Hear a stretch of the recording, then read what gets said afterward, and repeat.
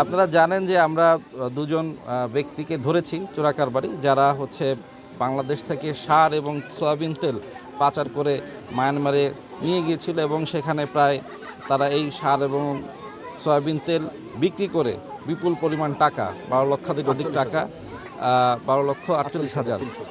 টাকা তারা ওখান থেকে নিয়ে আসার সময় আমাদের বিজিবি পেট্রোলের হাতে ধৃত হয়েছে। তাদের সাথে জিজ্ঞাসাবাদে জানি যে তারা এই টাকা বাংলাদেশ থেকে এই সারগুলি নিয়ে ওখানে চোরাকারবারিদের সাথে তাদের কাছে বিক্রি করে এবং সেখান থেকে তারা বিপুলভাবে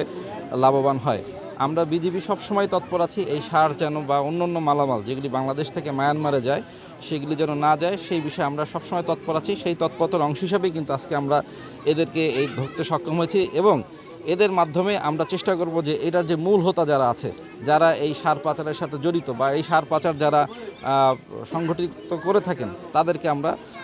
ধরার চেষ্টা করব এবং আইনের আওতায় আনার চেষ্টা করব।